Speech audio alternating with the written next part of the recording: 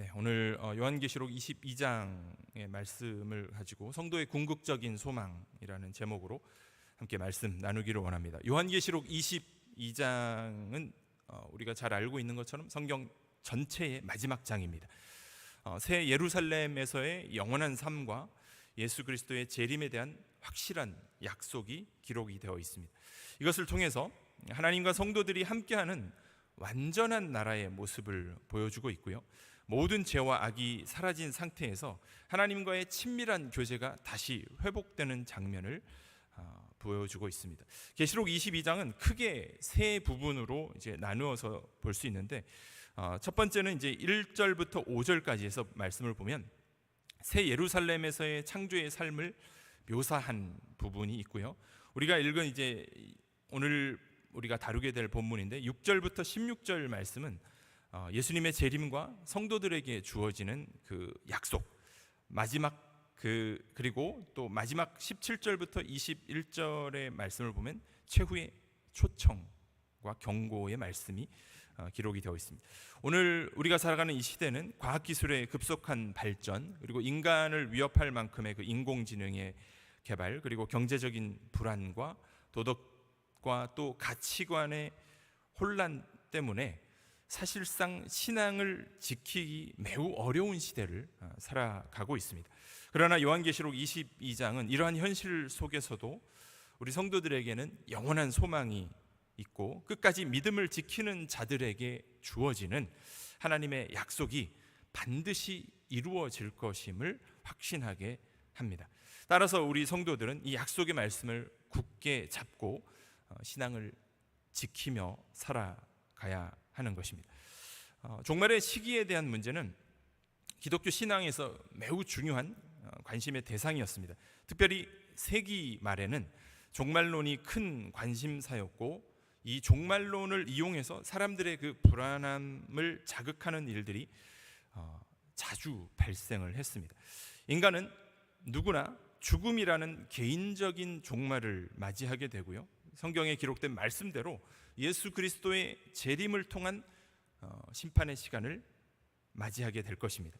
그리스도의 초림으로 시작된 이 종말은 약속하신 대로 예수님의 다시 오심으로 완성될 것입니다. 이러한 종말의 그 독특한 성격 때문에 종말론을 바라보는 시각은 크게 양극단으로 나타났습니다.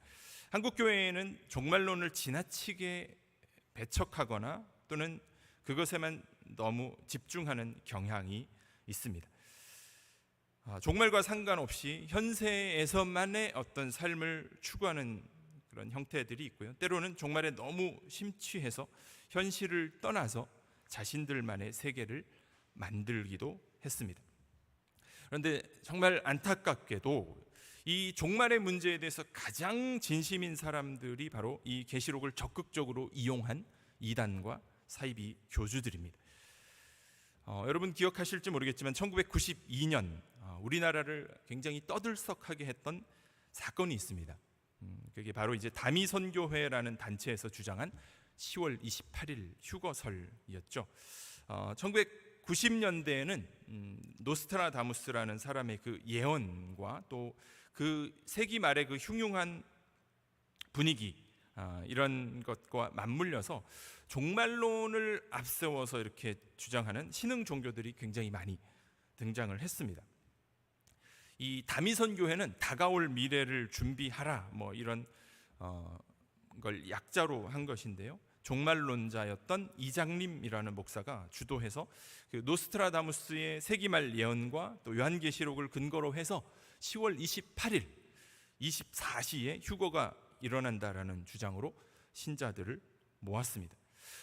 드디어 1992년 10월 28일 TV 방송국과 외신 기자들까지 취재에 나서서 그날 밤 마감 뉴스를 통해서 생방송으로 휴거를 기다리고 있던 그 사람들을 촬영하고 있었고요, 만일의 사태를 대비해서 수많은 경찰들이 출동을 했고, 전국의 많은 사람들이 TV로 그 장면을 지켜보았고, 다미선교회와 종말론을 추정하던 그 교회에 소속된 신도들은 소위 말해서 그 승천복이라고 하는 흰색 옷을 입고 열정적으로 찬송가를 부르면서 종말을 기다렸습니다. 그리고 자정이 가까워지자 이 성도들은 마치 제야의 종 행사를 하는 것처럼 일제히 카운트다운을 시작했고, 마침내 28일 자정이 되자 아무 일도 일어나지 않았죠.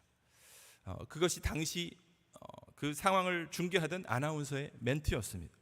그렇게 아무 일도 일어나지 않자 신도들은 그냥 멍하니 정적에 빠진 사람들도 있었고요. 몇몇 신도들은 에러가 났다라고 하면서 흥분하거나, 또 그 교회 안에 있었던 그 나방이 하늘로 올라가는 모습을 보고 나방이 휴거가 되었다라고 소리치면서 사람들이 그 나방이 있는 곳으로 막 몰려가면서 마치 좀비 영화의 한 장면을 연출하는 그런 해프닝이 일어나기도 했습니다.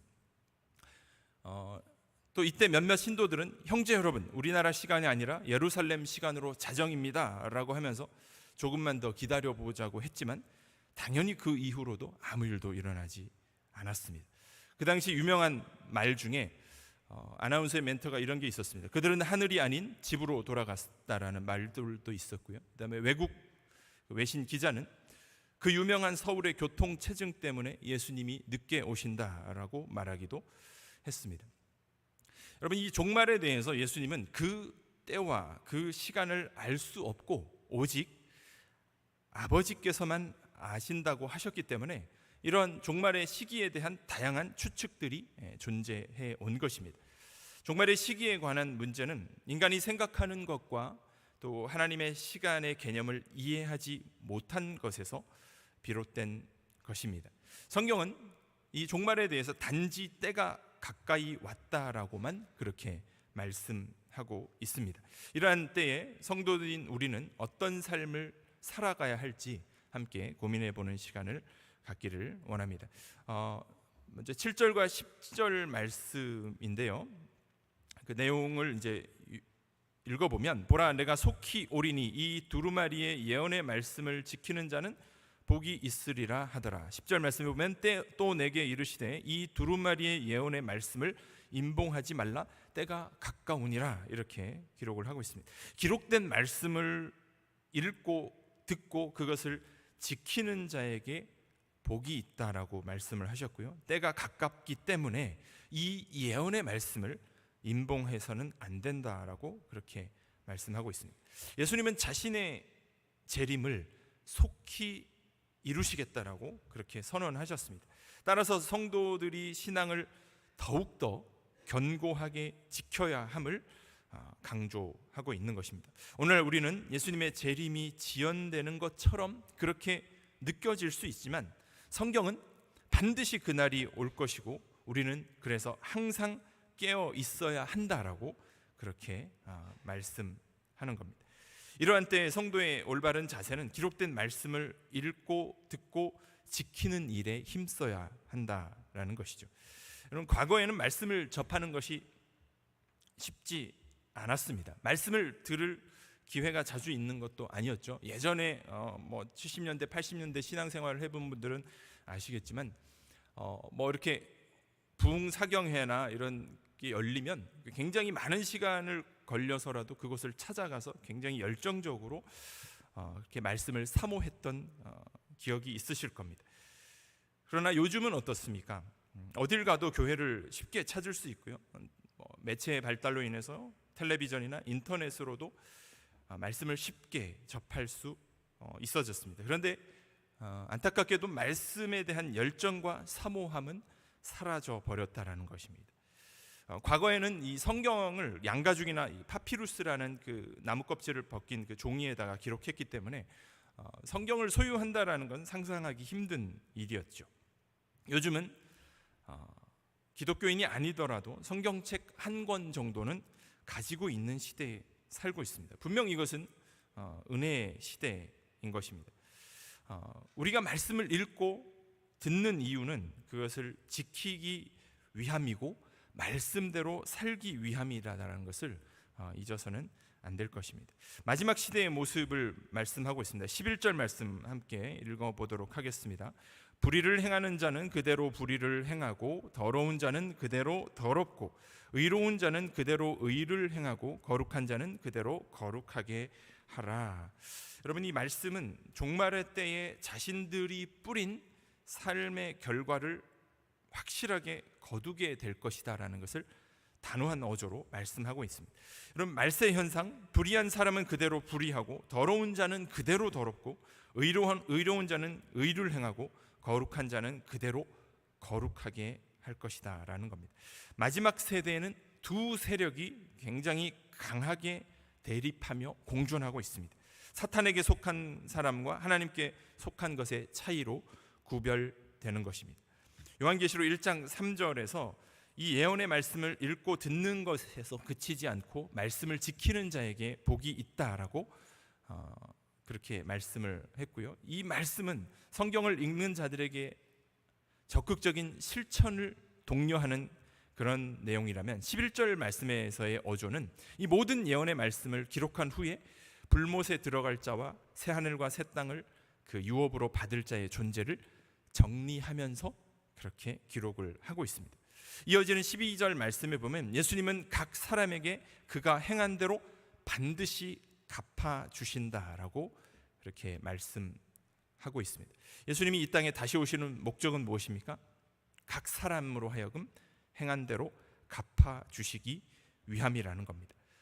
성경은 여러 곳에서 이 심판과 상급에 대해서 언급을 하고 있습니다. 이 상급은 의롭고 거룩한 자에게는 영적인 축복으로 나타나게 되지만 불의하고 속된 자들에게는 무서운 심판으로 나타나게 될 것입니다. 행한 대로라는 말씀이 있죠. 이 말씀의 의미는 율법적인 의미에서 우리가 뭔가를 하나님을 만족시키기 위해서 하는 그 행함이 아니라 예수님의 보혈의 공로로 말미암아서 그 보혈의 공로를 힘입어서 그 사랑으로 이룬 행함을 의미하는 것입니다. 여러분, 말세의 특징 중에 하나가 무엇입니까? 사랑이 식어지고 악이 성행한다고 말씀합니다. 따라서 그리스도의 보혈의 은혜를 깨닫고 그렇게 행한 사랑이 마지막 날에 예수님으로부터 칭찬받는 그 상급으로 인정받을 수 있다라는 말씀입니다. 그리고 마지막 때의 특징 중에 하나가 경건의 모양은 있으나 능력은 부인하는 현상을 언급을 합니다. 교회도 열심히 다니고 나름대로 신앙생활을 열심히 하는 것 같은데 개인의 삶에서 어떠한 변화도 경험할 수 없다라는 것이죠. 여러분, 복음이라는 것은 분명 개인의 삶과 인격을 바꾸는 힘이 있죠. 그런데 내가 복음을 나는 믿는다라고 하는데 내 삶의 변화나 가치관의 변화가 없다라면 여러분, 심각하게 내가 믿는 복음의 실체에 대해서 고민해 보아야 한다라는 것입니다. 13절 말씀 함께 읽어보도록 하겠습니다. 나는 알파와 오메가요, 처음과 마지막이요, 시작과 마침이라. 계시록 1장 8절에서 나는 알파와 오메가라고 그렇게 말씀을 하셨고요. 1장 17절에 환상이 시작되는 부분에서는 처음과 나중이라고 그렇게 하셨습니다. 그리고 그 환상이 끝나는 이 부분에서 나는 알파와 오메가요, 처음과 마지막이요, 시작과 마침이다 라고 그렇게 결론적으로 한 번 더 마무리하고 있습니다. 이 표현은 예수 그리스도가 어떤 분이신지를 온전히 드러냄으로써 예언의 말씀에 대한 그것을 어떻게 이루실 것인가에 대한 신실함을 강조하는 표현입니다. 우리의 조건이 아니라 우리의 믿음 안에서 예수님의 보혈의 공로와 말씀의 능력이 우리의 구원을 이루어 가실 것이기 때문입니다. 이것이 바로 역사의 시작과 마침이신 예수님의 신실하심입니다. 다음으로 14절 말씀 같이 한번 읽어보도록 하겠습니다. 자기 두루마기를 빠는 자들은 복이 있으니 이는 그들이 생명나무에 나아가며 문들을 통하여 성에 들어갈 권세를 받으려 함이로다. 아멘. 그렇습니다. 여러분, 여기에서 말하는 이 두루마기는 우리의 신분을 말하는 것입니다. 자신을 거룩하게 하는 사람들을 비유적으로 표현한 말이죠. 우리의 모습을 그리스도의 보혈 앞에 나가서 날마다 깨끗하게 씻으라라는 그런 의미입니다. 우리의 신분을 깨끗하게 할 수 있는 것은 오직 예수 그리스도의 보혈밖에 없다라는 말씀인 것이죠. 예수 그리스도의 보혈의 능력을 의지하여 날마다 그 악한 영의 세력을 이기시기를 바랍니다. 반면에 성 밖에 버려진 자들은 어떤 사람들입니까? 개들과 술객과 행음하는 자들과 살인하는 자들과 우상숭배와 거짓말하는 자들이며 그들은 불의하고 더러운 자들이라고 그렇게 말씀하는 것입니다. 16절 말씀을 보도록 하겠습니다. 나 예수는 교회들을 위하여 내 사자를 보내어 이것들을 너희에게 증언하게 하였노라. 나는 다윗의 뿌리요 자손이니 곧 광명한 새벽별이라 하시더라. 여러분, 교회를 위하여 사자를 보내셔서 증언하게 하신 분이 누구십니까?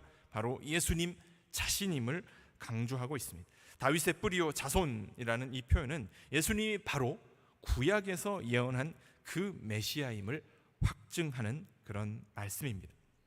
그분의 영광을 드러내는 것이 우리의 인생의 궁극적인 목적과 의미인 것이죠.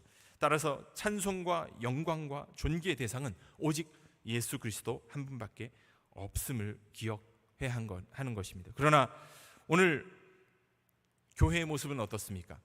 자기가 영광을 받는 시대입니다. 인본주의적인 가치관이 교회를 지배했습니다. 수많은 교회들이 예수 그리스도를 교회의 머리로 중심으로 두지 않고 자신이 왕노릇합니다. 마치 세속적인 기업을 운영하는 것처럼 교회를 운영한다는 느낌을 지울 수 없는 것이죠. 이럴 때 우리 성도들이 가장 조심해야 할 것이 무엇입니까? 바로 주님이 받으셔야 할 그 영광을 스스로 받는 것이라는 것이죠. 주님의 영광을 우리가 구할 때 우리의 삶의 태도가 변화되는 것입니다. 우리가 주님의 영광을 바라보면 더 이상 사람들을 두려워하거나 의식하지 않게 된다라는 말씀이죠.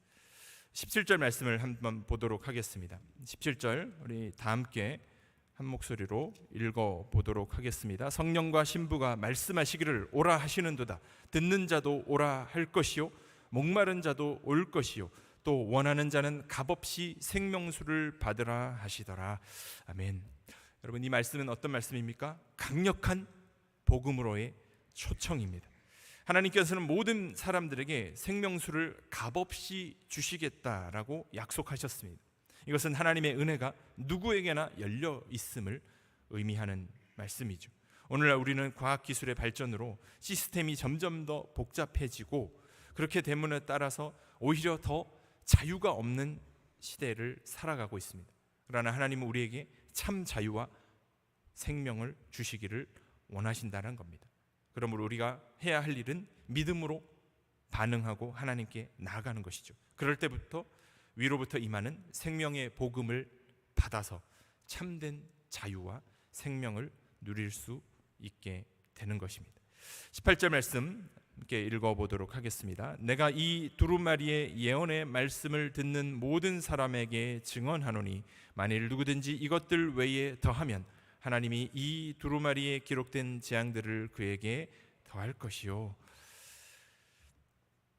하나님의 말씀에 인위적으로 무언가를 더하거나 빼서는 안 된다라고 엄중하게 경고하고 있습니다. 이것은 성경 말씀이 하나님의 완전한 계시이며 인간이 임의로 변개할 수 없는 권위 있는 말씀임을 강조하는 말씀입니다. 이미 언급한 대로 이 계시록에 보면 에베소 교회와 버가모 교회에는 니골라당처럼 발람의 교훈을 따르는 자들이 있었습니다. 그리고 두아디라 교회에는 거짓 여선지자 이세벨과 같은 선지자들이 있었다라는 것이죠. 계시록의 말씀을 자신의 욕심을 따라서 왜곡하며 하나님의 공동체를 해롭게 하는 것을 경계하라는 그런 경고의 말씀인 것입니다. 우리 마지막으로 20절 말씀 한번 같이 읽어보도록 하겠습니다. 이것들을 증언하신 이가 이르시되 내가 진실로 속히 오리라 하시거늘 아멘 주 예수여 오시옵소서. 이것이 성경 전체의 결론이며 마지막 기도입니다.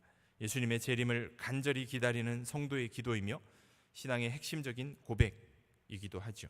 오늘날 우리는 경제적인 위기와 정치적인 혼란과 도덕적 타락 속에서 살아가고 있지만 우리의 궁극적인 소망은 예수님의 다시 오심에 있는 것입니다. 이것이 우리의 유일한 소망이요 기쁨이 된다라는 말씀이죠.